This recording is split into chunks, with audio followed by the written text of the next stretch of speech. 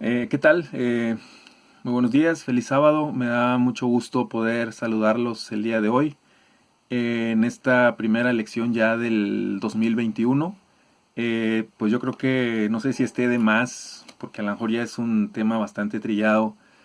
Pues el hecho de recordar el año que recién se nos va, un año muy complicado, más complicado creo yo que todos los demás. Digo, cada año representa un reto en muchos aspectos para todos y cada uno de nosotros. Pero este año, por la situación de todos conocida, creo que rebasó todas nuestras expectativas. Creo que todos tuvimos experiencias muy complicadas, pero finalmente, queridos hermanos, estamos aquí. Gracias a Dios, porque Él así lo determinó, porque Él así lo decidió. Y lo único que nos toca es seguir confiando en Él. A pesar de que el escenario siga pintando complicado, a pesar de que las cosas de repente no sean lo que nosotros esperábamos, pues lo mejor que podemos hacer es confiar en Él, en su poder, en su palabra y teniendo sobre todo la seguridad de que por encima de todo, a pesar de todo, Él nos va a llevar a buen puerto. Y bueno, el día de hoy me invitaron para poder compartir con ustedes el repaso de la lección. Esto se está haciendo pues a través de un video por las razones también de todos conocidas.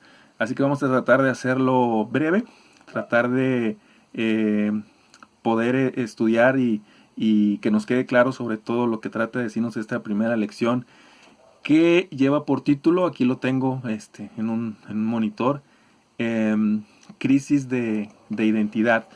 Y cuando empezamos a leer esta lección, en la primera parte, nos pone el ejemplo de, de unas vacas, ¿no? Particularmente hablando de Irlanda, donde dice que es muy común de que si tú vas por algún camino, te puedes encontrar con vacas pastando a mitad de la calle o que vienen regresando de algún lugar donde estuvieron pastando. Aquí lo interesante es que ellos, bueno, estas vacas, una vez que ellas terminan de pastar, regresan hacia donde está su dueño o al lugar donde ellas viven sin mayor problema. Y después pone otro ejemplo también muy conocido, en donde si un niño se pierde y de repente busca a su mamá, pues a pesar de que haya muchos niños y muchas mamás, pues el niño sabe perfectamente quién es su mamá y la mamá sabe perfectamente quién es su niño.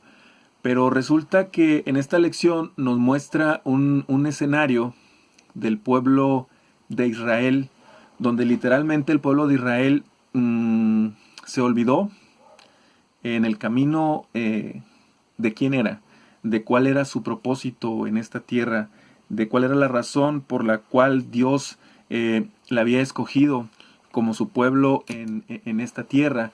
Y cuando nosotros analizamos la primera parte de la lección, nos indica el primer capítulo del libro de Isaías, particularmente hablando de los versículos del 1 al 9, en el cual pues nos muestran a grandes rasgos, o mejor dicho, de una manera bastante definida, la situación en la que se encontraba el pueblo de Israel en ese entonces. Una situación realmente complicada. Cabe señalar que Isaías ubica muy bien la situación en tiempo y espacio sobre en qué momento se estaba dando esta crisis de identidad por parte del pueblo de Dios. Y parafraseando algunos versículos que tengo también aquí en la Biblia, si me permiten, dice primero: oíd cielos y escucha tu tierra, porque habla Jehová. Crié hijos y los engrandecí, y ellos se rebelaron contra mí. Al mencionar la palabra cielos y tierra, pues entendemos que no se trataba de que literalmente los cielos y la tierra estuvieran escuchando, que fueran a dar un punto de vista. Era una forma de tener como testigos, de poder decirle a todo mundo cuál era la situación que se estaba presentando. Y aquí el profeta Isaías, obviamente a través de una visión, porque esto era palabra de Dios, estaba de entrada diciendo: engrandecí hijos y ellos se rebelaron contra mí. Sigue diciendo más adelante: el buey conoce a su dueño y el asno el pesebre de su señor, pero Israel no entiende. Mi pueblo no tiene conocimiento.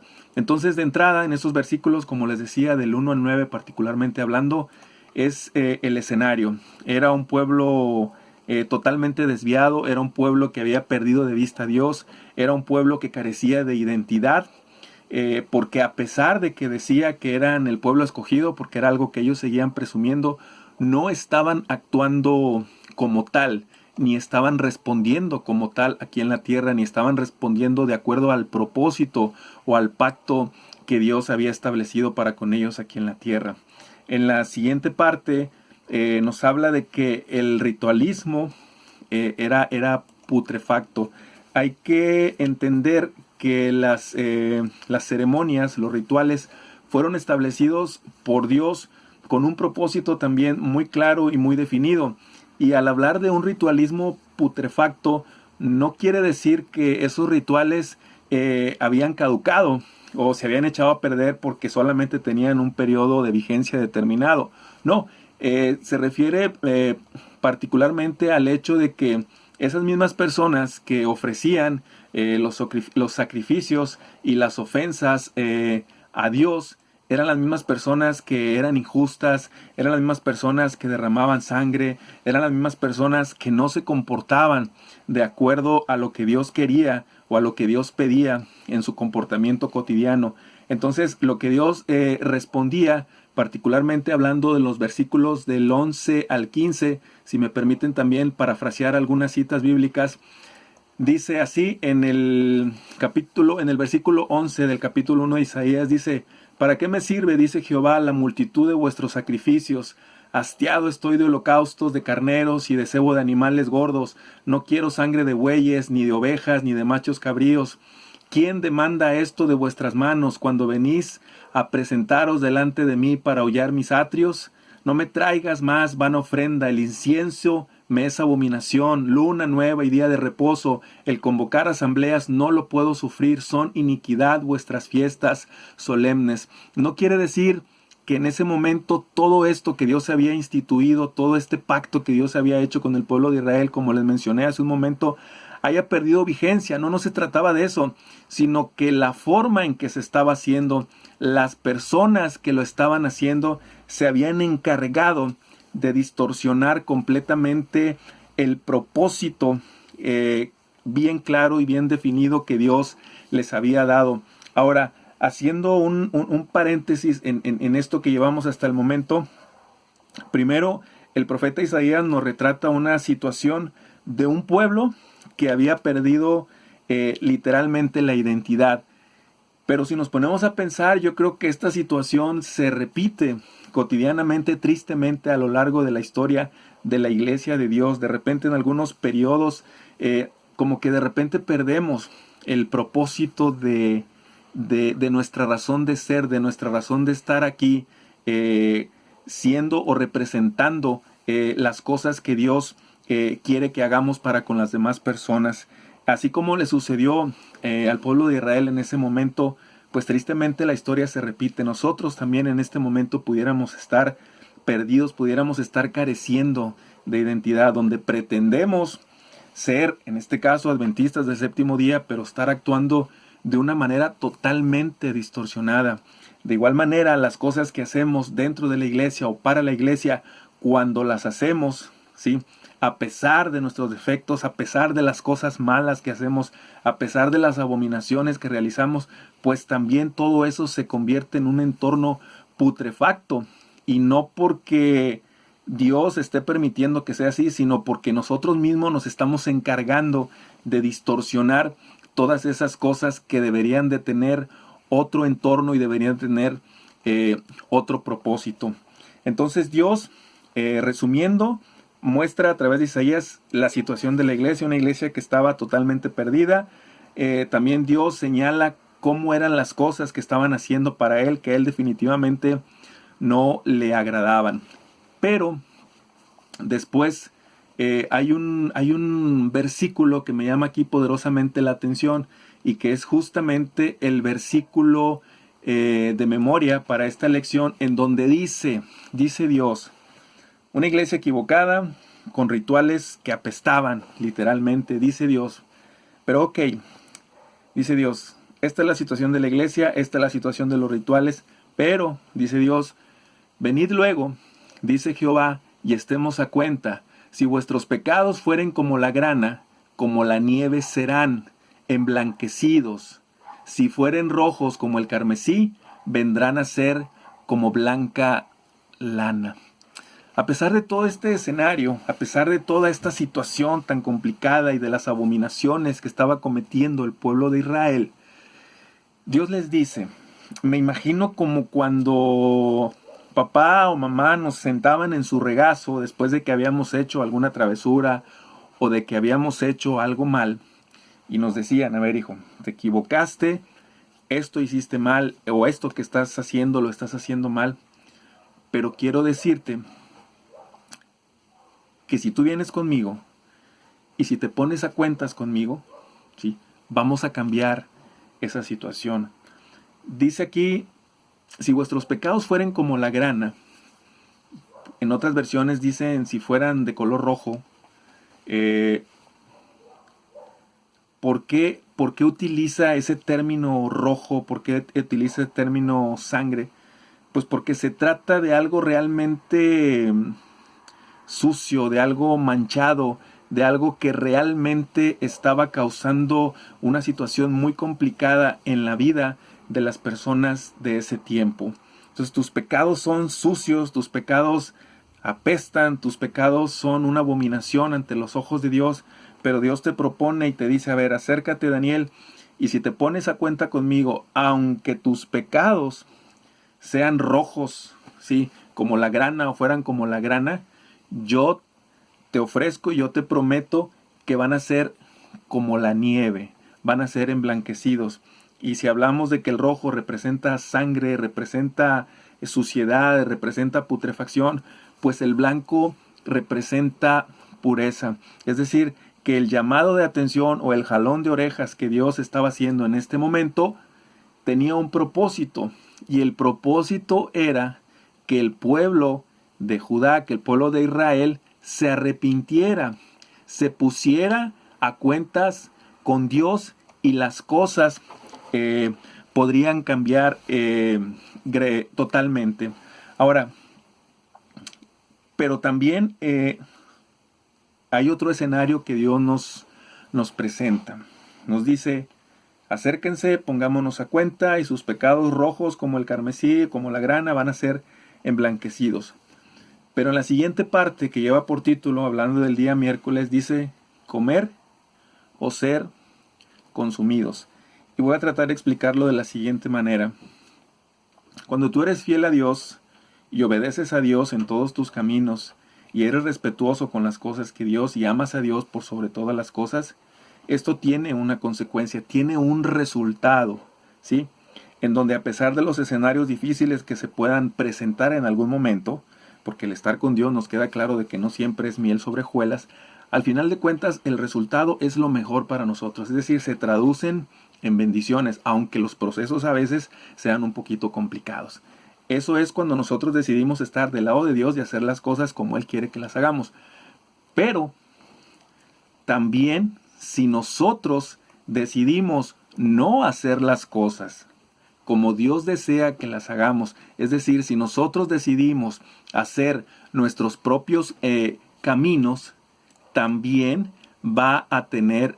esta situación va a tener consecuencias. Entonces, aquí en el libro de Isaías menciona claramente esta situación en los capítulos 19 al 31 y dice así, si quisiereis y oyereis, comeréis el bien de la tierra.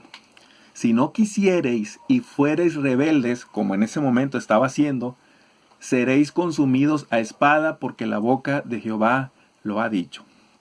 Si estás conmigo vas a recibir bendiciones, pero si no estás conmigo, ¿sí? No las vas a recibir. Y Dios es tajante y puede sonar hasta duro, pero las cosas así son. Si quisieres, oyereis, comeréis el bien de la tierra, vas a ser bendecido, dicho de otra forma. Pero si no quieres, ¿sí? Lo siento mucho, Daniel, lo siento mucho, hermano, pero lastimosamente vas a sufrir las consecuencias. Y después hasta el versículo 31, pues muestra una serie de situaciones que se presentan, ¿sí? En donde el profeta Isaías se va directo a la cabeza y muestra el escenario real. Por ejemplo, dice aquí: tus príncipes, prevaricadores y compañeros de ladrones, todos aman el soborno y van tras las recompensas, no hacen justicia al huérfano, ni llega a ellos la causa de la viuda. Por tanto, dice el Señor, Jehová de los ejércitos, el fuerte de Israel: tomaré satisfacción de mis enemigos, me vengaré de mis adversarios y volveré mi mano contra ti y limpiaré hasta lo más puro tus escorias y quitaré toda impureza. Pueden sonar palabras, bueno, no pueden, realmente son palabras que suenan bastante duras y difíciles de entender. El asunto es que, por increíble que esto parezca, de entrada Dios no nos engaña. Dios nos muestra los escenarios siempre tal y como son. Creo yo que nada obtendría a Dios maquillándonos los escenarios a nosotros de tal manera que no nos sintiéramos tan mal con la situación o con lo que estamos haciendo. Yo creo que lo más prudente y lo mejor es ser claros. Es decir, si fumas mucho, pues yo creo que el médico nada ganaría con decirte: bueno, Daniel, es que a lo mejor, mira, si tú sigues fumando, en algún tiempo determinado tú podrías tener problemas para respirar, o si juegas fútbol vas a batallar porque tu condición, pues es claro, mira, si fumas mucho te vas a enfermar, te puede dar cáncer y finalmente si sigues con eso te vas a morir. Entonces Dios tenía que ser claro, tenía que ser enfático en las consecuencias que esto podría acarrear para el pueblo de Israel si el pueblo de Israel no decidía primero ponerse a cuenta con Dios. Y esta parte es muy importante, es decir, Dios no avienta, y perdón por la expresión tan coloquial, el golpe sin antes ofrecerte una solución o un remedio. Ok, Daniel, tienes problemas, acércate y vamos a resolverlos. No quieres resolverlo, prefieres seguir en tus caminos. Bueno, pues lastimosamente vas a sufrir las consecuencias, que muchas veces nosotros lo malinterpretamos y a esto le llamamos los castigos de Dios, cuando en realidad es una consecuencia de los actos que nosotros estamos cometiendo. Y por ahí recuerdo alguna historia que alguna vez escuchaba en donde un joven que decidió alcoholizarse mucho en una fiesta o en una reunión, sale, venía manejando a 140 kilómetros por hora, se estampa con un poste y muere. ¿Sí? La mamá, obviamente, llega llorando y la primera frase que da o que exclama es: Dios mío, ¿por qué me has castigado así? Cuando en realidad lo único que había ocurrido en esa situación, por penosa que haya sido, por triste o por dolorosa, es la consecuencia de los actos de ese joven, el resultado de lo que él había por su propia convicción hacer. En la siguiente parte nos habla del fatídico canto de amor. Entonces como que suena un poquito aquí contradictorio el fatídico canto de amor, y vamos a ver por qué. Porque en esta lección se refiere a ese episodio o a esta parte de la lección de esa manera. Aquí nos vamos a ir al capítulo número 5 de Isaías y nos habla de una parábola, de la parábola de la viña.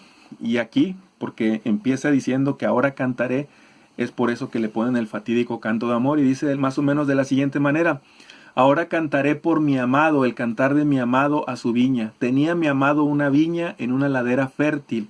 La había cercado y despedregado y plantado de vides escogidas. Había edificado en medio de ella una torre y hecho también en ella un lagar, y esperaba que diese uvas, y dio uvas silvestres. Ahora pues, vecinos de Jerusalén y varones de Judá, juzgad ahora entre mí y mi viña. ¿Qué más se podía hacer a mi viña que yo no haya hecho en ella? Como esperando que yo diese uvas, que yo diese uvas, ¿ha dado uvas silvestres? Os mostraré pues ahora lo que haré yo a mi viña. Le quitaré su vallado y será consumida, aportillaré su cerca y será hollada.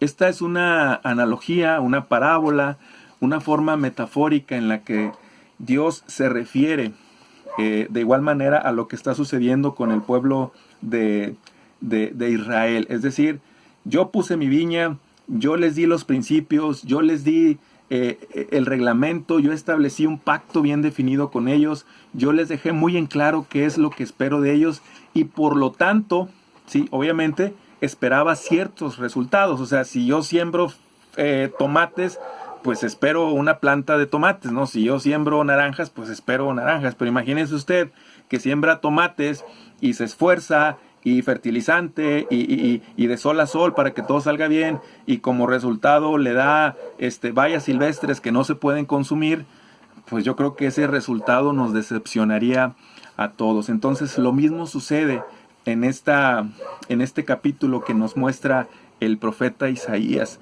Dios había hecho todo para con su pueblo, todo lo que estaba a su alcance, había dejado las cosas bien definidas. Sin embargo, los frutos de ese pueblo fueron totalmente diferentes a lo que Dios esperaba. Entonces Dios dice por eso, ¿qué más puedo hacer? ¿Qué más podía hacer por mi pueblo? Ya lo hice todo.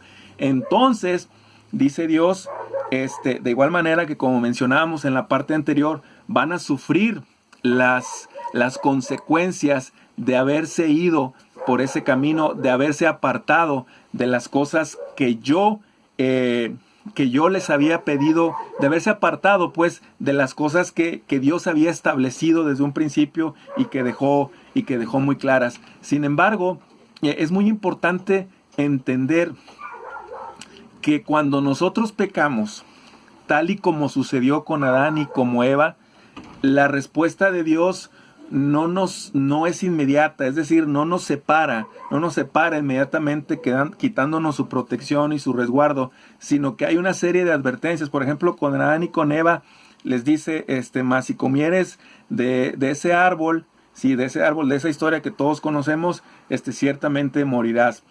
Pero pues nosotros conocemos la historia, y cuando eso sucede lastimosamente con Adán y con Eva, no muere en ese instante. Comienza un proceso, sí, de envejecimiento, de lo que ustedes quieran, pero en ese proceso, cuando estaban sufriendo ellos las consecuencias, también hubo una serie de situaciones o de escenarios que Dios establece para que Adán y para que Eva pudieran enderezar el camino. Y lo mismo le ofrecía en ese momento al pueblo de Judá, al pueblo de Israel, que se había perdido por completo y que estaba en una crisis de identidad. Yo no sé, mi querido hermano, si en este momento tú estés atravesando por una crisis de identidad en donde pretendes ser alguien, pero actúas de una manera que se contrapone totalmente a los principios de Dios. Pero si fuera el caso, mi hermano, y parafraseo el versículo del apóstol Juan, donde dice, pero si alguno pecare, ¿sí?, abogado tenemos para con nosotros a Jesucristo el justo. Si nosotros estamos en una situación en donde de repente hemos perdido de vista el objetivo, nos hemos perdido en el camino, Dios nos ofrece el mismo pacto, el mismo tratado, pues, como dicen por ahí, que les ofreció a aquellas personas, a su iglesia en aquel momento, y te dice, venid a mí, ¿sí? Daniel, Jorge, Eduardo, por mencionar a alguien, vamos a sentarnos, vamos a platicar. Pecaste, te has equivocado, has hecho esto, has hecho lo otro, has hecho mal, etcétera. Ok, mira, yo te ofrezco esto, yo te ofrezco cambiar ese escenario, yo te ofrezco el perdón, y esa vida manchada, esa vida apestosa, yo te ofrezco transformarla en una vida limpia, en una vida de olor grata.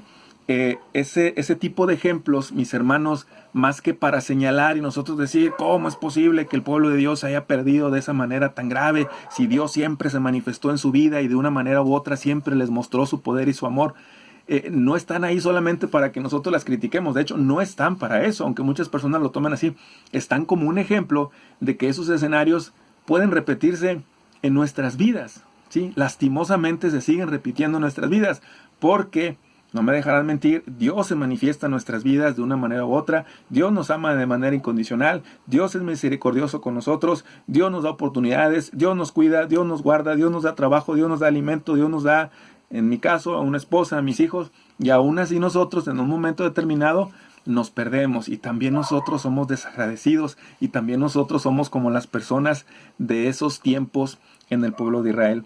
Así que, mi querido hermano, mi deseo de oración en esta mañana es que recapacitemos y tratemos de entender en qué situación estamos en nuestra vida.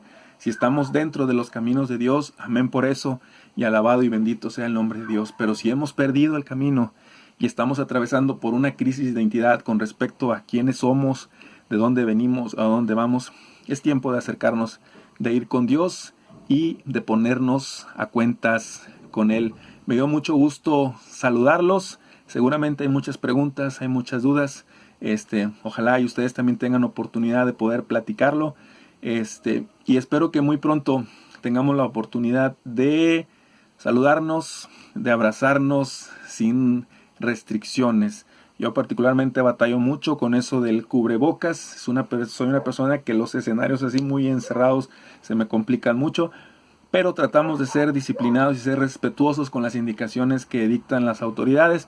Así que los invito para que hagan lo mismo. Hay que confiar en Dios, sí, hay que confiar en Dios, Él tiene la última palabra, pero hacer lo que nos corresponde a nosotros. Un abrazo grande, que Dios los bendiga y espero verlos muy pronto. Hasta luego, mis queridos hermanos.